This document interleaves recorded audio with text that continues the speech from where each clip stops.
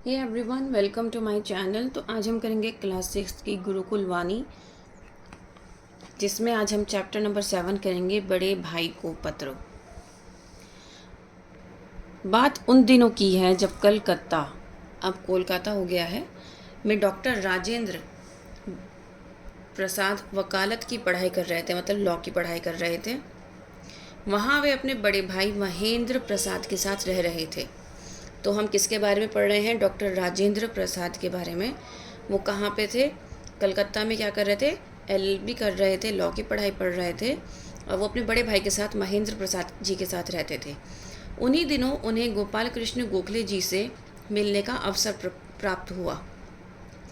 गोखले जी के साथ अपनी मुलाकात के बारे में राजेंद्र बाबू अपने बड़े भाई महेंद्र प्रसाद को बताना चाह रहे थे, लेकिन उनके सम्मुख, मतलब उनके सामने खड़े होकर ऐसा करने की हिम्मत उन्हें नहीं हुई। तब डॉक्टर राजेंद्र प्रसाद ने एक उपाय निकाला। उन्होंने बड़े भाई के नाम पत्र लिखा और चुपचाप उनके बिस्तर पर रख दिया। उसी पत्र का प्रमुख अंश यहाँ दिया जा रहा है। अंश मतलब एक हिस्सा। पूज्य भैया, सादर प्रणाम। आपको याद होगा कि करीब 20 दिन पहले मैं माननीय गोपाल कृष्ण गोखले जी से मिलने गया था। अब क्योंकि राजेंद्र प्रसाद जी अपने बड़े भाई के सामने खड़े होकर ये सब बात उनसे डिस्कस नहीं कर सकते थे, क्योंकि वो एक होता है ना, एक डर भी होता है, एक रिस्पेक्ट भी होती है, तो पहले लोग नहीं करते थे ऐसे। तो ये कह रहे हैं कि मैं इतना डरा हुआ था, तो मैंने उनके लिए पत्र लिखा, और पत्र में मैं उनको ये सब बताना चाह रहा था कि मैं गोपाल जी से मिला था, गोपाल कृष्ण गोखले जी से। उन्होंने मेरे सामने सर्वेंट्स ऑफ इंडिया सोसाइटी में सम्मिलित होने का प्रस्ताव रखा था। ये जो सोसाइटी थी, इसमें पार्टिसिपेशन का प्रस्ताव रखा। काफ़ी सोच विचार के बाद मैं इस निष्कर्ष पर पहुंचा हूँ, इस निष्कर्ष का मतलब इस रिज़ल्ट पर पहुंचा हूँ कि मेरे लिए उस प्रस्ताव को स्वीकार कर लेना अच्छा होगा। मैं जानता हूँ कि इस बात से आपके हृदय को भारी आघात पहुँचेगा, मतलब आपको क्या होगा, आपको बहुत ज़्यादा चोट पहुँचेगी, क्योंकि परिवार की सारी आशाएं मुझ पर टिकी हैं। भैया, इस समय मैं अपने हृदय में एक महान कार्य करने की पुकार का अनुभव कर रहा हूँ।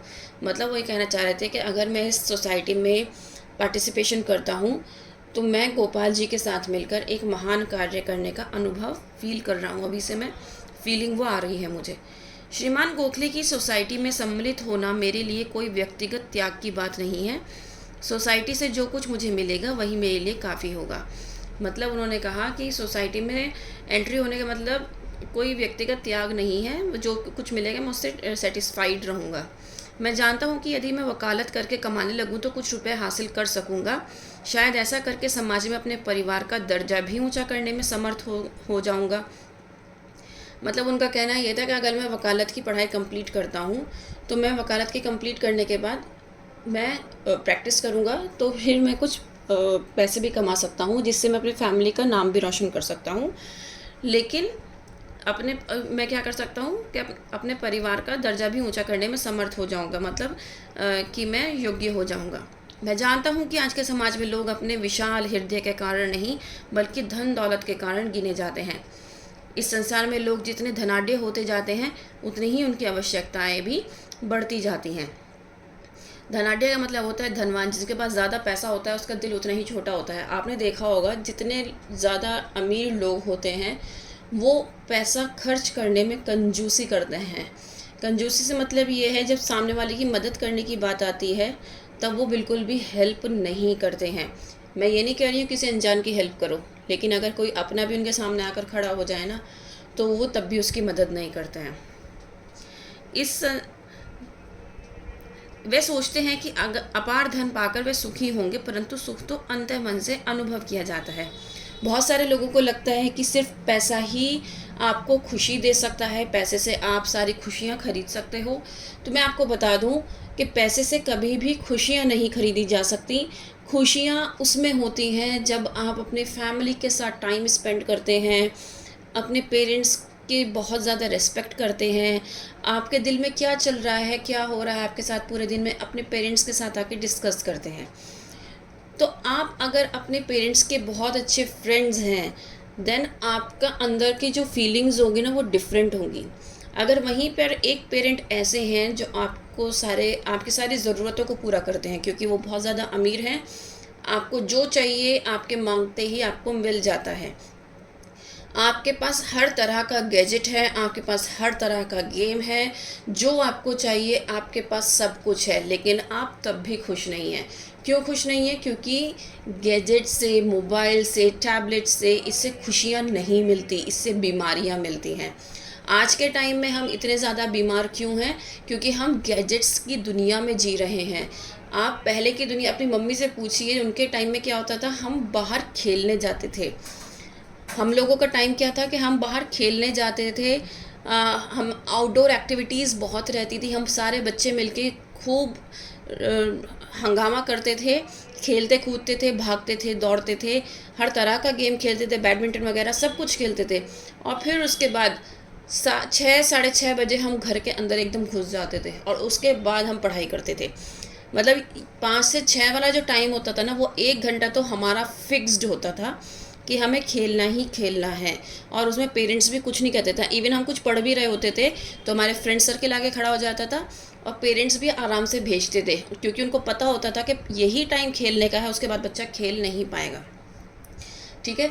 और आपको पता होना चाहिए, जब आप बहुत ज़्यादा फिजिकल एक्टिव रहते हो ना, तो हैप्पी हार्मोन्स आपकी बॉडी से निकलते हैं, जिसकी वजह से क्या होता है, वो आपकी ग्रोथ में हेल्प करते हैं, ओवरऑल डेवलपमेंट में हेल्प करते हैं। और जो भी आप पढ़ते हो ना, वो आपके दिमाग में एकदम जाके बैठ जाता है।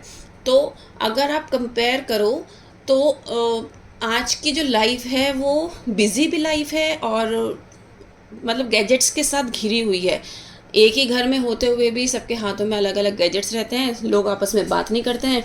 लेकिन पहले क्या होता था, खाना भी साथ खाते थे, बैठ के बातें भी करते थे, हंसते बोलते थे, पूरे दिन में क्या हुआ सब डिस्कस करते थे। लेकिन आजकल तो पेरेंट्स को ये नहीं पता होता कि उनके बच्चे ने स्कूल में क्या किया क्या नहीं किया, है ना। तो ये सब बहुत ज़्यादा डिफरेंस आ गया है। तो इसीलिए यहाँ पर उन्होंने कहा है कि धनवान होना सुखी होने का मतलब नहीं है। सुखी होने के लिए आपको अंदर से खुश होना ज़रूरी है। अगर आप अंदर से खुश हैं तो इसका मतलब आप सुखी हैं। मेरा मानना है कि एक गरीब आदमी उस अमीर आदमी की अपेक्षा अधिक संतुष्ट रहता है जिसके पास लाखों रुपए होते हैं। दुनिया के अनेक महापुरुष पहले दरिद्र ही रहे हैं और आत्मसंतुष्टि के कारण ही वह महान बन पड़े हैं। तो कहने का क्या मतलब है उनका, कि भाई जो गरीब आदमी होता है ना, वो ज़्यादा संतुष्ट रहता है। वो उसको पता है कि मैं गरीब हूँ, मैं ये चीज़ अफोर्ड कर ही नहीं सकता, तो वो जिसका उसके पास जितना होता है ना, वो उसी में खुश रहने की कोशिश करता है और रहता भी है खुश। लेकिन जिसके पास, जो अमीर होता है, उसके पास किसी भी चीज़ की कमी नहीं होती, उसका जब जी चाहता है वो तब वो चीज़ खरीद लेता है, लेकिन उसके अंदर तब भी वो संतुष्टि नहीं होती। आपने एक चीज़ नोटिस की होगी, आपको कोई चीज़, सपोज़ करो आपको टैब चाहिए था, आपने बहुत ज़िद की हुई थी कि मम्मा नहीं, मुझे पेरेंट्स से अपने कि पापा मुझे टैब चाहिए, टैब चाहिए, टैब चाहिए। अब आपके फादर ने क्या किया, एक टाइम बाद आपको टैब दिला दिया। अब आपकी जो संतुष्टि थी ना, वो पूरी हो गई। अब आपको मतलब अब आपको टैब नहीं चाहिए होगा, अब आप लैपटॉप की ज़िद करोगे या फिर ऐसे आईफोन की ज़िद करोगे जो लेटेस्ट आया होगा, है ना। तो हमारी जो इच्छाएं हैं ना, वो बढ़ती जाती हैं वक्त के साथ। जो हमें मिल जाता है हम उसमें संतुष्ट नहीं रहते हैं। और यहाँ पर भी इन्होंने यही कहा है, राजेंद्र प्रसाद जी ने अपने पत्र में, कि जो महान पुरुष होते हैं वो पहले गरीब ही होते हैं। वो सिर्फ अपनी आत्मसंतुष्टि के कारण, मतलब वो अपने आप को समझा लेते हैं कि जो है मेरे पास, मुझे उसी में खुश रहना है, जितनी चादर है उतनी में ही मुझे पैर पसारने हैं, ऐसा नहीं है अपनी चादर से बाहर पैर निकालने हैं। जितना पैसा है मुझे उसी में संतुष्ट रहना है, उसी में अपना वक्त गुजारना है। तो वो लोग क्या होते हैं, महान होते हैं। भैया आप विश्वास रखें, मेरे जीवन में यदि कोई महत्वाकांक्षा है तो केवल यही है कि मैं देश सेवा के काम आ सकूं। तो ये बात किसने कही, ये बात कही है राजेंद्र प्रसाद जी ने, कि मैं ये चाहता हूं कि मेरा दिली तमन्ना है, उनकी महत्वाकांक्षा है कि वो क्या कर सकें, देश के काम आ सकें। आपने ही तो सबसे पहले इन सुंदर भावों को, इन उच्च विचारों को मेरे मन में रोपित किया था। मतलब आपने क्या किया था, इनको मेरे अंदर मुझे बताया था, बीज बोया था इन सब चीज़ों का। आज जो मैं मार्ग पकड़ना चाहता हूँ उस पर चलने में आप साहस करके अपनी सहमति दें। मतलब अपने भैया से क्या कर रहे हैं, एक सहमति मांग रहे हैं कि क्या मैं इस सोसाइटी में पार्टिसिपेट कर लूँ। लेकिन वो अपनी बात भी रख रहे हैं कि मैं दिल से चाहता हूँ कि मैं इसमें पार्टिसिपेट करूँ, क्योंकि मैं अपने देश के लिए कुछ करना चाहता हूँ। मेरे लिए आप आदर्श हैं, इसलिए आपकी सहमति के बिना मैं जीवन में कोई भी कार्य सफलतापूर्वक नहीं कर पाऊंगा। तो ये कौन कह रहे हैं? ये राजेंद्र प्रसाद जी कह रहे हैं महेंद्र प्रसाद जी, जो कि उनके बड़े भाई हैं, उनसे कि आप मेरे आदर्श हैं, आप अगर मुझे सहमति दे देंगे तो मैं इसको साहसपूर्वक और इसको अच्छे से मैं कर पाऊंगा, लेकिन अगर आपने नहीं सहमति दी तो मैं इसमें सफल नहीं हो पाऊंगा। हम लोगों का प्रेम ही ऐसा है कि जीवन में आने वाले कुछ असुविधाओं और तकलीफ़ों के कारण उसमें कोई कमी नहीं आ पाती है, बल्कि मेरा विश्वास है कि वह अधिक सुदृढ़ हो गया। तो उनका कहना है कि हम लोगों में, हम दोनों भाइयों में आपस में बहुत ज़्यादा प्रेम है, जिसकी वजह से हमारी ज़िंदगी में चाहे कितनी ही परेशानियाँ आई, पैसों की वजह से असुविधाएं तभी होती हैं जब आपके पास पैसा नहीं होता है, जितनी भी तकलीफ़ आई, लेकिन हमारे प्यार में, मोहब्बत में इनकी कोई कमी नहीं आई है। तो उनका विश्वास क्या था? बहुत ज़्यादा सुदृढ़ होने का मतलब है कि बिल्कुल 100% हो जाना कि जो आप कहोगे, जो जैसा आप करोगे वो बिल्कुल सही होगा। तो इसलिए वो क्या कर रहे हैं? परमिशन मांग रहे हैं अपने बड़े भाई से। गोखले जी के समान प्रभाव, पद या मर्यादा कितनों को प्राप्त है, और क्या वे एक गरीब आदमी नहीं हैं? क्या हम लोग उनके परिवार से भी ज़्यादा गरीब हैं? अगर लाखों व्यक्ति 2 या 3 रुपये महीने से काम चला लेते हैं तो हम लोग भला 100 रुपये में क्यों नहीं चला सकते? तो ये कौन कह रहे हैं? ये राजेंद्र प्रसाद जी अपने पत्र में लिख रहे हैं कि गोखले जी का जो पद है या मर्यादा है वो सबको नहीं प्राप्त होता, मतलब वो बहुत ऊंचे पद पे हैं, और बहुत सारे ऐसे गरीब हैं, जो लाखों लोग हैं जो 2 या 3 रुपये में अपना पूरा महीना काट लेते हैं, पूरे महीने में काम हो जाता है, मतलब पूरे महीने में 2 या 3 रुपये चला लेते हैं, पूरे महीने चला लेते हैं, उसी से काम चल जाता है। तो हमें तो 100 रुपये मिलता है, तो हम 100 रुपये में क्यों नहीं चला सकते?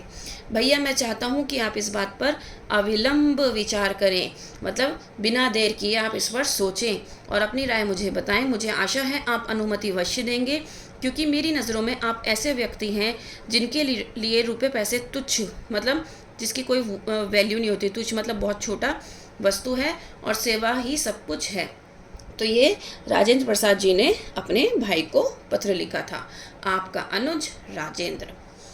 ठीक है, ये जो स्टोरी है ये लिखी गई है डॉक्टर राजेंद्र प्रसाद द्वारा ही, क्योंकि उन्होंने ये पत्र अपने भाई को लिखा था। तो बेसिकली ये स्टोरी ना होकर एक पत्र है जो हमने पढ़ा है अभी, समझा है। उम्मीद करती हूँ आपको समझ में आया होगा। Please like, share and subscribe. That's all, thank you.